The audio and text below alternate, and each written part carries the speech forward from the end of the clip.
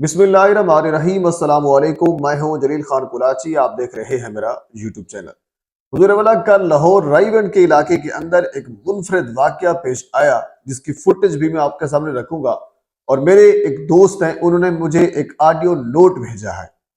वो audio note भी मैं आपके सामने रखूंगा, जिसके अंदर वो सारी तफसील बता रहे हैं कि ये वाकया हुआ क्या है। क्योंकि मैंने फिर इस वाकये की पहले वेरिफिकेशन की, क्या ये वाकया वाकये से हुआ है जैसा रिपोर्ट हो रहा है। तो ये बेसिकली एक रिपोर्ट नहीं है, एक वाकया है, मैं आपके सामने रखता हूँ। और इसमें एक तो पुलिस वालों के लिए एक पैगाम भी है, और डीआईजी फैसल कमरान साहब के लिए भी एक पैगाम है। पहले आपके सामने मैं वाकया रखता हूँ और उसके बाद फिर हम आगे चलते हैं। ਇੱਕ ਥਾਣੇਦਾਰ ਸੀ ਐਸਐਚਓ ਦਾ ਘਰੇ ਖਾਸ ਉਹਨੇ ਕਿਹਾ ਜੀ ਇਹਨੂੰ ਮੈਂ ਕੱਲਾ ਲੈ ਜਾਣਾ ਨਾਲ ਦੇ ਥਾਣੇਦਾਰਾਂ ਨੇ ਕਿਹਾ ਠਹਿਰ ਜਾ ਚੱਲਨੇ ਆ ਕਿਹੜੀ ਗੱਲ ਹੈ ਉਹਨੇ ਕਹਿੰਦੀ ਮੈਂ ਲੈ ਜਾਣਾ ਮੈਂ ਜਾ ਕੇ ਨਜਾਇਜ਼ ਦਾ ਪਰਚਾ ਦੇਣਾ ਬਾਕੀ एसपी रायगढ़ को एक कॉल मौसूल होती है कहीं से। उसको पता चलता है कि जो बंदी वाला उनका कोई एरिया है, बंदी वाला, उस एरिया के अंदर कुछ लोग लड़ाई झगड़ा कर रहे हैं। ये उनको मौसूल होती है कॉल। तो फिर एसपी साहब अपने थानेदार को कॉल करते हैं और वो कहते हैं कि बंदी वाले एरिया में या बंदी वाली जगह के ऊपर मामला थोड़े से खराब हो रहे हैं, लड़ाई झगड़े का खतरा है वहां पे, तो आप वहां पे विजिट करें। तो थानेदार साहब मेरी रिसर्च के मुताबिक कि कुछ दिन पहले वहां पे तैनात हुए। वो थानेदार और 3-4 कांस्टेबल और थे।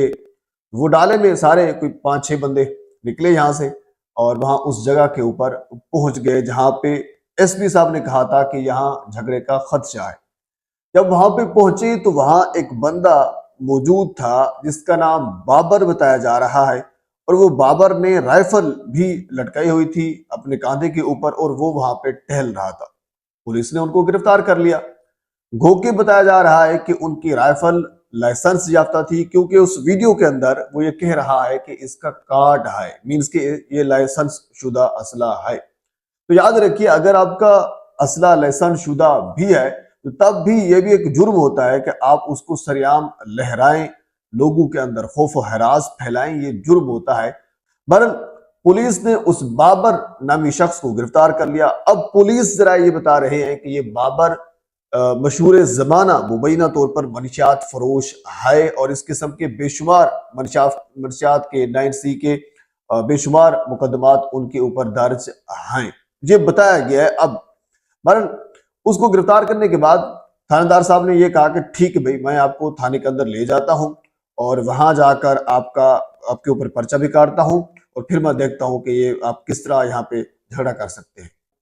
अगर वो बंदा सही होता, इन पुलिस से अपोजिट अगर हम वर्जन को देखें, अगर वो बंदा सही होता तो वो कहता ठीक है, मेरी राइफल लाइसेंस शुदा है तो ठीक है, मैं आपके साथ चलता हूं। ज्यादा से ज्यादा क्या हो जाता, दफा 44 का पर्चा हो जाता, परमिट ना होने की बुनियाद के ऊपर उससे अगले दिन उसकी बेल हो जाती, इतना हो जाता ना। क्योंकि अगर उसके पास लाइसेंस याफ्ता असला था तो उनको इन तमाम तर चीजों का इल्म तो होगा। मीन्स के कुछ गड़बड़ थी जो पुलिस अब बयानियां दे रही है कि वो एक मनशियात फरोश है और उसके ऊपर मुकदमात हैं, वो थाने इस वजह से नहीं जा रहा था। पुलिस इस वर्जन को सामने रख रही है, तो इसमें कुछ पुलिस की जानब से सदाकत नजर आती है कि वो बंदा इस वजह से थाने नहीं जा रहा था। तो बहर थानेदार साहब ने ये कहा कि ठीक है, मैं इसको ले जाता हूं। बाकी जो वहां पे कांस्टेबल और बाकी लोग वहां पे मौजूद थे, उन्होंने कहा कि नहीं, आप अकेले ना जाएं, डाले के अंदर इसको ले जाते हैं। इनकी मोटरसाइकिल या बाकी सारी चीजें हैं वो एक कांस्टेबल लेकर आ जाएगा, इसको हम डाले के अंदर ले जाते हैं। थानेदार साहब ने कहा नहीं, ऐसी तैसी इसकी, मैं इसको लेकर जाऊंगा।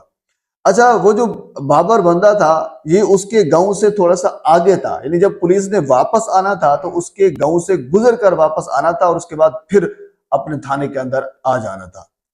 तो थानेदार साहब ने यह किया कि आगे वो बाबर बैठ गया, उसने मोटरसाइकिल ड्राइव किया, पीछे थानेदार साहब बैठ गए उस बाबर की राइफल लेकर। राइफल भी वहां पे नहीं रखी डाले के अंदर। अब इसके ऊपर 3-4 चीजें सामने आ सकती हैं। एक तो यह है कि थानेदार साहब जो है वो ओवर कॉन्फिडेंट है, एक।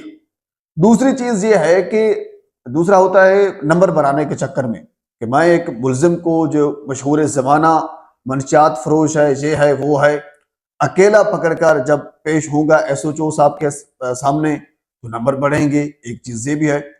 तीसरी चीज ये भी है कि थानेदार साहब इतने ओवर कॉन्फिडेंट क्यों थे, इसके पीछे वजह क्या हो सकती है। इसके ऊपर सी बात है, हम भी, हमारा काम होता है जब भी कोई स्टोरी शुरू होती है उसका दरमियान से क्या उसके ऊपर अप्स एंड डाउन आते हैं और उसके बाद फिर उसका एंड क्या होता है, ये सारी तफसील हम भी वक्तन फवक्तन, बल्कि यही काम हमारा यही है, हम करते रहते हैं स्टोरीज कवर, और बहुत से मामलात हमने चेंज होते हुए देखे हैं। तो तीसरा जो पॉइंट है वो ये भी है कि इस थानेदार की थोड़ी सी तफ्तीश भी होनी चाहिए, तहकीक भी होनी चाहिए। ये थानेदार साहब इतना ओवर कॉन्फिडेंट था क्यों, जब तमाम तर पुलिस वाले बाकी उनको कह रहे हैं कि नहीं इस तरह ना करें, हम इनको डाले के अंदर लेकर जाते हैं, तो थानेदार साहब उनकी राइफल भी लेकर खुद अकेला उनके पीछे क्यों बैठा, एक बड़ा सवाल या निशान मौजूद है। उनकी ट्रेनिंग के ऊपर हो सकता है, उनकी नीयत के ऊपर हो सकता है, उनके ओवर कॉन्फिडेंट के ऊपर हो सकता है, उनके नंबर बढ़ाने के ऊपर हो सकता है, बहरहाल सवाल निशान तो उनके ऊपर मौजूद है। बहरहाल थानेदार साहब उनके पीछे बैठ गए। जो बाबर साहब अपने गांव में से गुजरे और उसी जगह के ऊपर उन्होंने मोटरसाइकिल वहां पे गिरा दी, और गिराने के बाद थानेदार साहब को खूब रगड़ा लगाया, खूब मार पिटाई की, जिसकी बाकायदा फुटेज बनाई गई, और फुटेज भी अब मंजर आम पर आ चुकी है, जिसमें थानेदार साहब लेटे हुए हैं और वो मशहूर जमाना मुबैना तौर पर जो मंशियात फरोश है वो ऊपर से मार भी रहा है। और उसके बाद उन्होंने थानेदार साहब से वो अपनी राइफल भी छीन ली और खुद भी वो वहां से भाग गया।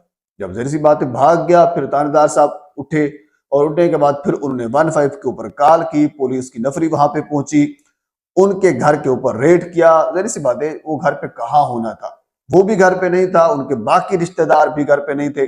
और वो मुझे दोस्त बता रहा था, उस ऑडियो नोट के अंदर आप सुन सकते हैं कि पुलिस ने उनके रिश्तेदारों को पकड़ने की कोशिश की, उनके घर पे जाकर तोड़ फोड़ की, ऐसे ऐसे, यानी वो तमाम तर हरकतें जो आपको कानून इजाजत ही नहीं देता आप वो कर रहे हैं। यानी किसी के रिश्तेदार के अंदर घर में घुसकर उनकी तोड़ फोड़ करना, ये किस चीज को जस्टिफाई कर रहा है।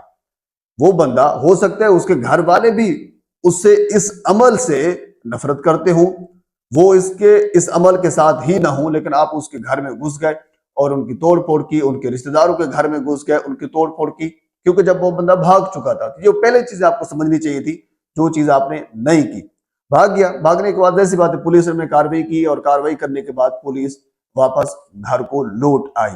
तो इसमें पुलिस एहलकारों के लिए और डीआईजी फैसल कामरान के लिए भी एक पैगाम है और लम्हा फिक्रिया है।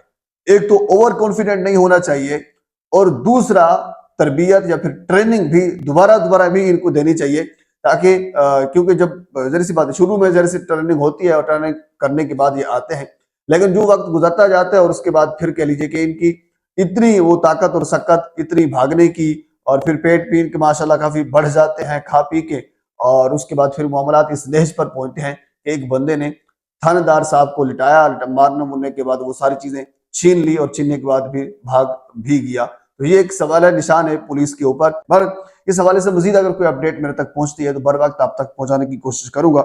एक मरतबा आपसे गुजारिश है मेरे चैनल को सब्सक्राइब कर दें, ताकि आने वाली हर इंफॉर्मेटिव वीडियो आप तक पहुंच सके। अल्लाह हाफिज।